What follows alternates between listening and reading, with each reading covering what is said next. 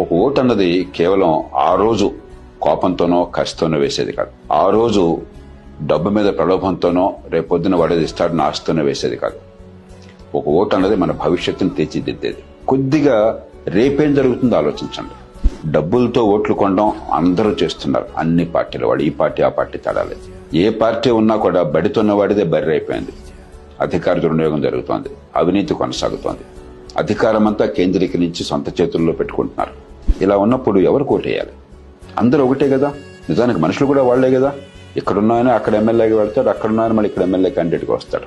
ఒకే ఒక్కటి నాకు ఒక ఆశాకిరణం కనిపిస్తోంది. యువత భవిష్యత్తుని కాపాడాలి, మనందరికీ మంచి జీవితం కావాలి అంటే ఆర్థిక ప్రగతి, మౌలిక సదుపాయాలు, పెట్టుబడులు, పారిశ్రామికీకరణ, ఉద్యోగాల కల్పన, ఆదాయాలు పెరగటం, ఆర్థిక ప్రగతి.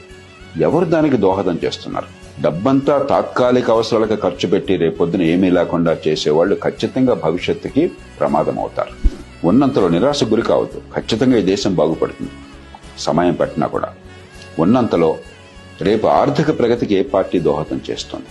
ఎవరి వల్ల మన పిల్లలకి ఉద్యోగ అవకాశాలు పెరుగుతాయి, ఎవరి వల్ల పెట్టుబడులు పెరుగుతాయి, ఎవరి వల్ల మౌలిక సదుపాయాలు బాగుపడతాయి. అలాగే ఎన్నికైన తర్వాత పని అయిపోలే, ఆ మార్గాన్ని వెళ్ళేట్టు మనం చేయాలి. ఎవరొచ్చినా కూడా రేపొద్దున మౌలిక సదుపాయాలు, పెట్టుబడులు, ఉపాధి కల్పన, ఆదాయాలు, దాని చుట్టూ భవిష్యత్తు ఉంది. కానీ ప్రభుత్వాలు డబ్బులు పంజారం చేయటంలో లేదు, తాత్కాలికమైన తాయిలాలు ఇవ్వటంలో లేదు, పోలింగ్ బూత్ల దగ్గర డబ్బులు పంచిపెట్టడంలో లేదు, భ్రాంతి పంచిపెట్టడంలో లేదు, ఈ కులం ఆ కులం అనుకుని మనం దేబిరిస్తే లేదు.